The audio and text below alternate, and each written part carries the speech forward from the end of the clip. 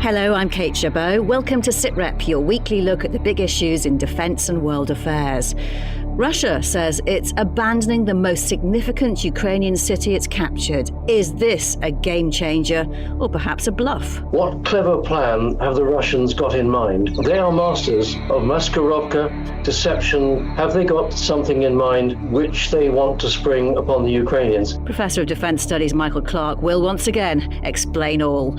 We'll also assess whether political tremors in America threaten military support to Ukraine and hear how British troops are training ordinary Ukrainians to defend themselves and their country. Many of them were, up until about 10 days or 2 weeks before getting here, were butchers, they were lawyers, they were doctors. And what I expect to see is 200 people leaving with the skills that they need to survive, fight and win against Russia. And the sale of Twitter to Elon Musk has not only sent some tweeters into collective meltdown, it's also brought calls for a national security review. But does Twitter really matter? It's hugely important. Twitter has become very much part of the military communication strategy, but also in terms of intelligence gathering as well. During Russia's massive overnight invasion of Ukraine, its forces only managed to capture one regional capital. After holding Kherson since February, they've announced a retreat from the city. Russia's commander in Ukraine, General Sergei Surovikin, called it a difficult decision as he announced the withdrawal on state TV, talking to the Kremlin's defense minister. It looks like a significant blow for Russia, but Ukraine's president has responded cautiously, saying the enemy does not give out gifts or make goodwill gestures. Michael Clarke, you've told us many times that Kherson is strategically important for Russia as the gateway to occupied Crimea. So how big is this? Yes, Kate, it's very big in symbolic terms, of course, because, as we keep saying, this is the one city, regional city, that the Russians did take in February this year. And so they are now apparently withdrawing from their one prize, as it were. But it's also, it's the centre of the Kherson Oblast. It dominates the great Dnipro River. That splits Ukraine into two, 1/3 in the east and 2/3 in the west. And it has a big bearing on what happens in Crimea because it provides part of the water supply to Crimea, just north of Kherson. And a lot of the land routes into Crimea go through Kherson. So to lose the city is a big symbolic loss, but it's also quite a big logistical loss for the Russians, who are digging in. All the signs are they're digging in on the eastern side of the Dnipro River, and that they intend to spend the winter on the other side of the river until something changes in a big offensive in the spring. So what does happen now? Can Ukrainian forces just march into Kherson? Well, they're not going to, because they're not sure what the Russians have left behind. There'll be lots of booby traps, lots of mines, may well be a lot of Spetsnaz, Russian special forces dressed as civilians, who will try to create an urban conflict. And the Russian film crews have moved into Kherson this week as if they intend to film whatever's going to happen next. So the Ukrainians are going to be very, very careful. And what they want to do is just probe gently, probe carefully towards Kherson. And I think personally that they will stay outside Kherson unless they're really sure, and move more to Novokakhovka, a bit further northwest, which is the key to what's going to happen next in this battle. That's my guess. We should just address one possibility here, that it's a bluff by Russia to lure Ukrainian troops in. They did, after all, say they were pulling back from Ukraine's borders just days before the invasion. Yes, and, they set up these charming little vignettes for us, as they did yesterday with Surovikin speaking to Shoigu, the defence minister. When I was watching it, I was thinking, I bet there's meetings like that in the MOD, where the chief of the defence staff, Tony Radakin, goes into Ben Wallace and shows him a map and says, I think we should withdraw from NATO. And Ben Wallace says, yes, I think we should. Probably a good idea. It was a charming little scene. And I bet Surovikin and Shoigu were absolutely delighted to be told to take part in it. It really made me laugh to watch it. If it's a trap, the Ukrainians are not going to fall into it. I don't really think it's a trap. I think that little charming vignette was for the sake of Russian publics to make it clear that this is a military decision, not Putin's decision. Remember, Putin will not take responsibility for this. And that's what that was all about, making it clear that he wasn't there, but the military was.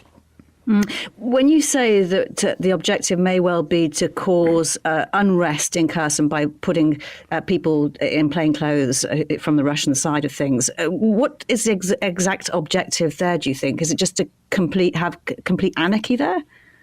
I think, yes. The Russians are giving up the city, and if they can create an image that the Ukrainians are actually shooting other Ukrainians, that the Ukrainians are invading a city that really wants to be Russian, that's what they would like to create.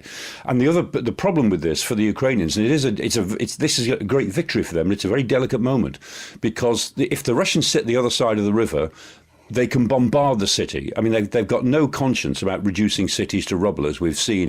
The Ukrainians have got to get the Russians another 30 kilometres east. They've got to push them away from the Dnipro River on the eastern side, where the Russians are presently digging in. They've got lots of fortifications. They've delivered all these concrete bunkers, which are almost like public loos, but concrete, and they're there every few hundred metres all the way along the river. So the Ukrainians have got to try to push them back from that. Now, they will not do that by crossing the river. Somehow we've got to encircle them from the north, which is why I'm keeping an eye on Novokhovka, or launch another prong of the offensive, which they probably can, from Zaporizhia, and actually come in at the Russian troops who are sitting along the river from the north to outflank them and force them to withdraw. And only when the Russian troops are 30 or 40 kilometres further east than Kherson will Kherson be safe from Russia's artillery bombardments. And clearly getting Kherson back is strategically important to Ukraine as a final war aim. But is it a game changer in the war? Does it give them a new advantage in the fight, or is it just more territory to defend? Well, it's a potential game changer in the ground war, because it raises the real possibility that the Russians may lose their land bridge to Crimea. I mean, already they're not going to make it to Odessa. They're not made it to Mykolaiv. They've not been able to landlock Ukraine, and this is decisive in that respect. And it may well be the stepping stone to the sort of offensive that I've just talked about. Is it a turning point in the war? No, because the war will go on fairly indefinitely. Whatever happens on the ground, however much territory the Russians lose, Putin, as long as he's in the Kremlin, will keep this war going by air attack against Ukraine, against Ukrainian civilians and Ukrainians' critical national infrastructure. So in one sense, he wants to get through the winter with some territory still intact while he just bombards Ukrainian society. And that's the way the war is going to go, sadly, for the next few months into next year. Well, Kherson may be a key battle victory for Ukraine, but as Mike just said, it's still far from victory in the war, and that requires continued support from the UK and other NATO nations. For example, the defence think tank RUSI has warned Ukraine is in danger of running out of air defence munitions. Without them, Russia would have a much easier route to retaking territory, and the UK has just announced it's almost finished supplying another 1,000 missiles to take down Russian drones and cruise missiles. But Britain's help is not just in hardware. It's also training Ukrainian forces here in the UK, including very rapid turnaround for new recruits. The Defence Secretary has been watching it in action, and James Wharton was there for Sitrep. Soldiers undergoing training. In platoon-sized groups, they practice storming enemy positions. Watching closely on their instructors, stepping in to advise on their tactics and their methods. But these aren't British recruits, they're Ukrainian, and they have just 5 weeks to get it right. Since June, the British Army, with the help of international colleagues, has overseen the training of some 7,000 Ukrainians across 4 sites in the UK. The recruits are flown in, kitted out with everything a soldier needs, and put through their paces in a condensed version of what would ordinarily take a British soldier 6 months to achieve. At the end, they go home to Ukraine and they fight. Defence Secretary Ben Wallace is visiting the training troops. We're at a secret location somewhere in the north of England. Well, we're not in it for a sort of calculated win-loss. We're in it because what Russia is doing is challenging our values, the human rights, the rule of law, the international rule of law, and the very concept of sovereignty of a country. So we're in it to help Ukraine until they are successful, and that support is enduring. That we are there, whether it's the software of how to do things, which is what you see here, effectively the training, or whether it's hardware, or whether it's just defence reform within Ukraine to make sure that they can see through the winter and see into the long term. We'll be there, standing by them, shoulder to shoulder. British Army personnel are also providing training for junior commanders, for what would typically be aimed at developing the battlefield leadership skills required by effective junior non-commissioned officers. But who are these new soldiers, and what walks of life have the recruits come from? Lieutenant Colonel John Harris is overseeing the training. He's taken the guys from raw recruits to battle-ready soldiers. Many of them were, up until about 10 days or 2 weeks before getting here, were butchers, they were lawyers, they were doctors, they were internet analysts, all sorts of walks of life. So they come here, spend 5 weeks with us, and what I expect to see at the end of the training is 200 people leaving with the skills that they need to survive, fight and win against Russia when they return to Ukraine. What I'm hoping they get from here is I hope they're getting some respite from the battlefield in Ukraine in the margins of some really demanding training. Ben Wallace says there's benefits to British troops delivering the training too. Some of their very senior leaders started their lives in a Russian or a Soviet army, and so they are learning how we do things, but also they're now bringing their own experience from the battlefield. You know, we shouldn't forget that 18,000 Ukrainians have lost their lives since 2014. To them, they've been at war ever since then. I've met today some platoon commanders who've been out in the battlefield. They're bringing their skills, and that's helping us as well. That's helping us modernise. So there's a mutual benefit here, but also we're taking really raw recruits who literally get off the plane in a tracksuit, giving them a uniform, taking them through the basic training, straight into skills, and some of them will go straight to the battlefield. With not an hour wasted, very soon these soldiers will be in the thick of action, protecting their country from the invading Russian troops, fighting for their families, friends and countrymen. It'll be the skills learned here, tactics and doctrine used by NATO, that may save their lives. James Wharton reporting. The UK's commitment of more than £2 billion a year of military assistance for Ukraine is dwarfed by the US. It's already delivered nearly $17 billion worth. But is the future of that American military assistance now at risk after US midterm elections?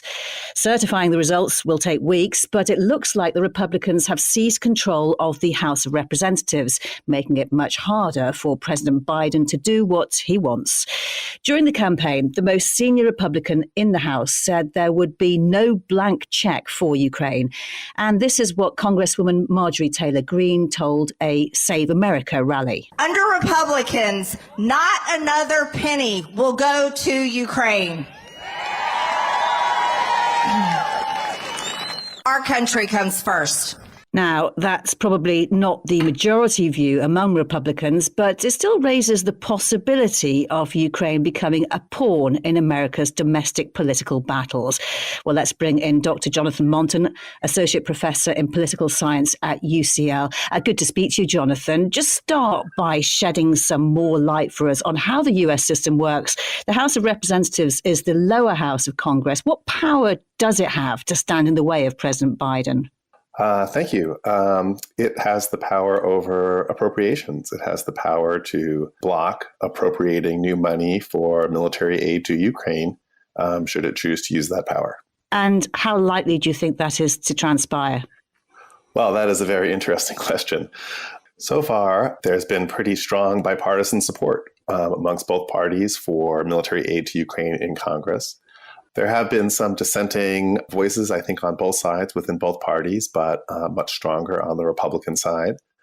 But I think the Republican Party is divided on this question. There continues to be a very strong faction within the Republican Party that is in favor of backing Ukraine unconditionally to defeat and contain Russia. On the other hand, there is a growing movement, I think, stronger within the America First Trump base that appears to be increasingly hostile to military aid to Ukraine, but they are not a majority within the Republican Party, and I think it would be very unlikely that they could actually carry a vote over either substantially limiting or cutting off aid to Ukraine. Michael Clarke, the argument from some Republicans is that the US is putting in about 70% of the military assistance pledged to Ukraine. And this is on Europe's doorstep, not America's. Europe isn't pulling its weight here. Is that fair? Well, it's certainly true in monetary terms, and some of the European contributions are tiny. Against that, the Europeans would say, look, the European sanctions are pretty important against Russia, and also that Europe is much more vulnerable on oil and gas. And actually, the news on that has been much better in recent months. I mean, Europe probably will get through the winter, even a cold winter now, because gas reserves are very high. Europe will be out of buying Russian oil pretty quickly after next year. So Russia's long-term market in Europe has now basically collapsed.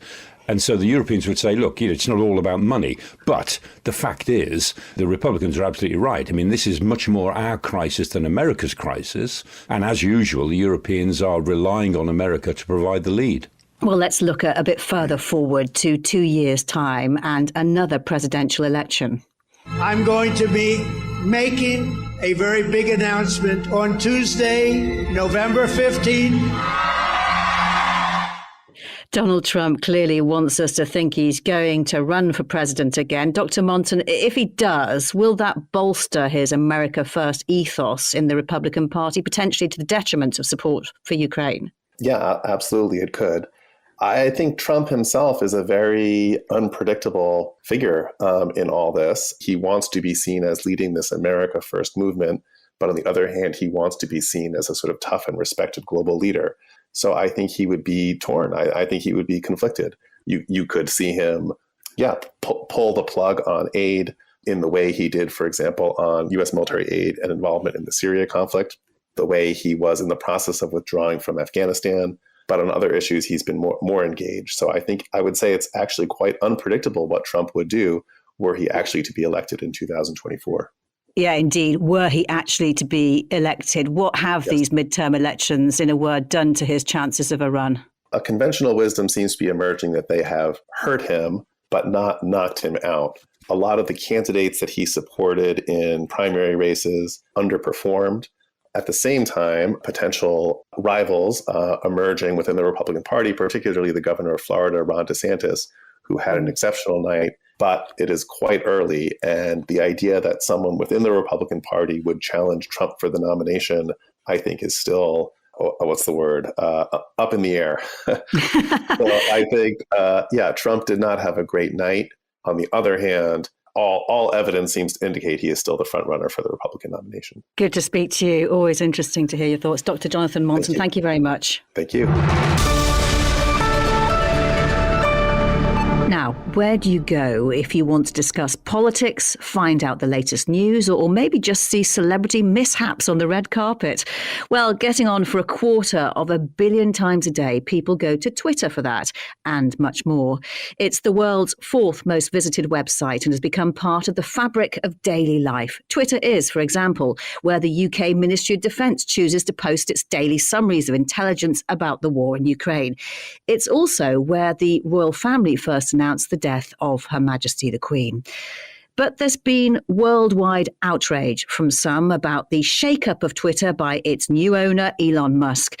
The controversy is not just about user charges and job losses or debates on free speech.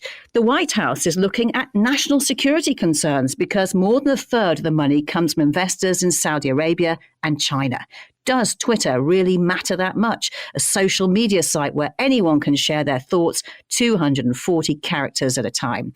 Well, Dr. Alistair Pinkerton from Royal Holloway University of London researches geopolitics and social media and has helped UK Defence understand the military uses of Twitter.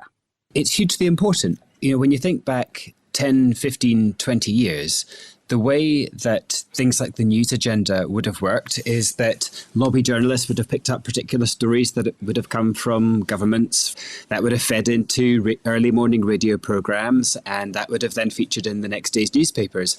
Now, Twitter has become that town square. It has become that direct conduit between governments, royal families, militaries, corporations directly into the public mind. It has sped things up to an incredible degree. It has allowed particular bits of news to proliferate. But of course, that's also led to those kind of concerns about misinformation, disinformation, and the verification of the news that we are consuming in our everyday lives. And specifically, what is its importance or value to militaries? again, it's hugely important. It's, first of all, a way that militaries might seek to communicate with its own personnel. It's also a way of communicating their strategic objectives, attempting to influence the minds of domestic populations, perhaps in theatres of war, but also letting domestic populations know about the latest happenings in other places. And you mentioned the daily Ukraine briefings, which have been incredibly important. And to what extent do you think Twitter and the demand for quick responses has had any impact on the military and the way that they operate? Well, I think it has got the potential to change the way that the military operates. And let me give you an example. So every year I train my geopolitics students in being military leaders. I put them through a scenario exercise where we have an artificial invasion of a particular Danish island, and Article 5 is being invoked. And I deliberately use Twitter as a disruptive mechanism to see whether that is going to change the way they structure their broadcasts and their press statements. And it always does, because they tend to index themselves to the demands of the public and to Twitter and to the misinformation and disinformation that is being presented to them on social media, rather than sticking to a plan that might actually work better for them. Now, I'm not saying that the MOD would necessarily fall into that trap. They've got professionals, but I think there is the potential to get into a responsive mode rather than sticking to a pre-agreed plan. But Twitter is also a really important intelligence gathering device. Yeah, so our militaries are looking at Twitter for information themselves, and then are seeking to verify it. So, it is very much part of the military communication strategy, but also in terms of intelligence gathering as well. There are several threads to the national security concerns being raised by some in the US. One is that Twitter has become an essential part of political discourse, but we also know it's become a tool for mass disinformation that authoritarian regimes abuse to conduct information wars. Does it really help the democratic process, or does it hinder it, do you think?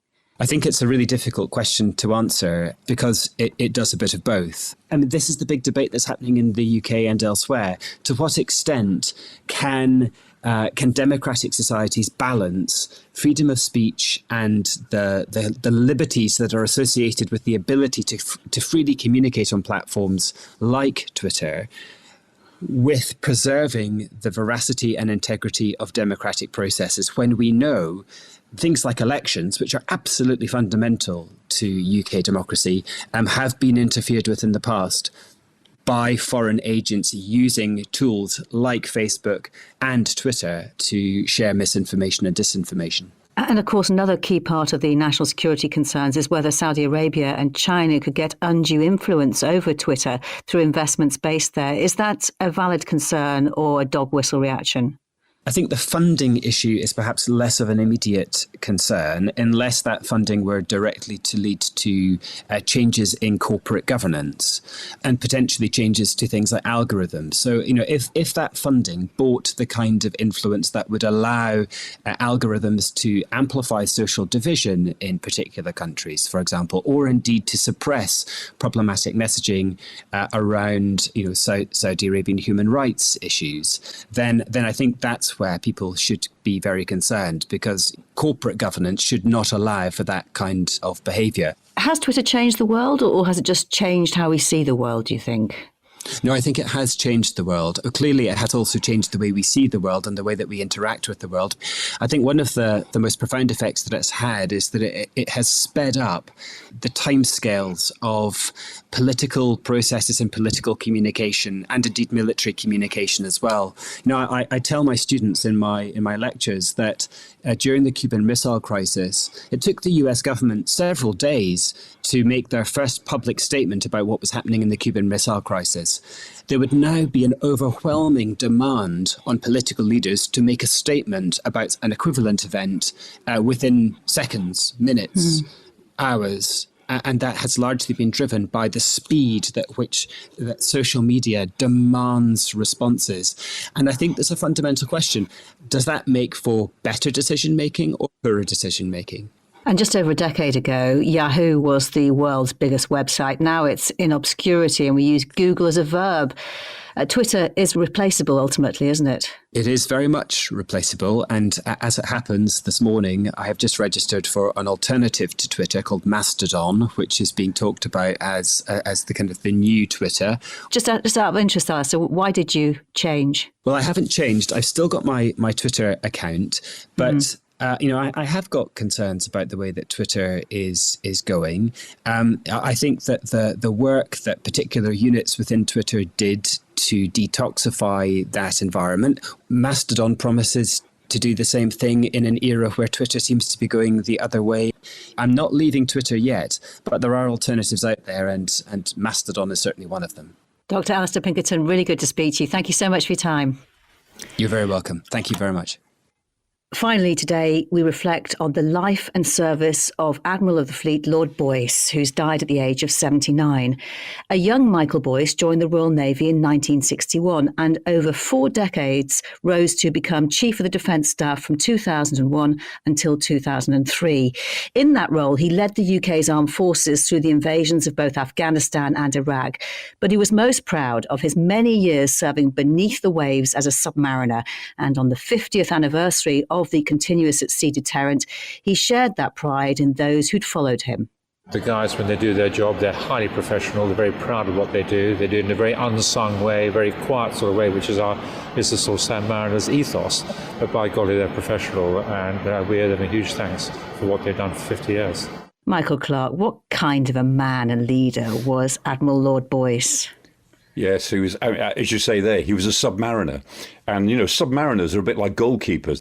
They are a sort of an eccentric elite. He had that sort of grip, intellectual grip on issues. I mean, he had very distinctive eyes. And, sometimes he would look in a meeting. Sometimes his eyes would glint and sometimes they would twinkle because he'd sit and he'd listen. And then he would ask very incisive questions or make a very incisive comment. I only got to know him really after he'd retired as Chief of Defence Staff. But in many meetings that he was in, I was always struck by the fact he never tried to show off. He never tried to be the main attraction at the meeting, even though he could have been. He sat and he listened, and then he came back with some very incisive ideas and thoughts. And when I was running RUSI, and you'd have a meeting coming up, as you run your eye down the list, say, "Oh, Mike Boyce is coming. That's good. That's good." Mm-hmm. You always knew if he was in the room that you'd get something from him that would be a real addition to whatever anyone else was saying. And yet Lord Boyce was ridiculed by the US Defence Secretary in 2001 for contradicting the US claim that Afghanistan war would be over in a year. History proved him very much correct. And he clashed with his own Prime Minister and Chancellor over Iraq and funding for the forces. He was also one of the people who demanded legal advice confirming the invasion would be legal. He doesn't seem to have been afraid to tell it how he saw it. No, that's the way he was. And he didn't make himself all that popular with politicians by and large, but he did with his own service, and he did with those of us on the outside who are in the analysis community, because you knew that you had a very sharp intellect there who was giving you his view in a very straightforward way. And when you're the CDS, the Chief of Defence Staff, your job is to sit between the military and the politicians and to moderate one to the other. But Mike Boyce found himself in that position in 2003 of saying, I will not commit the forces unless you tell me that this invasion that you're planning is legal. I will not give the order. Now, most CDSs don't find themselves in quite that position, but he was in that position, and history, I think, will be grateful to him that he stood up for the forces and said, we will not fight in an illegal war. So I want you to convince me that this is legal before I issue any orders. That's a tough thing to say to the Prime Minister, but he did. And what do you think military leaders of now and the future should learn from Lord Boyce? I think they should learn exactly that point, that if it comes to the crunch, a Chief of Defence Staff has got to represent the armed forces. Military leaders have got to represent the boys and girls who will put their lives on the line. And although all senior officers need to be politically astute, but if the moment comes when they have to choose, then they have to choose to represent the forces. And I think that's what Mike Boyce did. And I think he'll be a great loss. And I think I honour his memory because he was the sort of CDS that you write chapters about, the sort of qualities you want in a CDS. He embraced them. Professor Michael Clarke, thank you. And my thanks to all of our guests. That's all for now. We'll be back with another Sitrep next Thursday. And if you want to listen online, you can now find us on the Forces News YouTube channel, as well as our home at bfbs.com/sitrep or wherever you download your podcasts. For now, though, from me, Kate Chabot, thank you for listening. Bye-bye.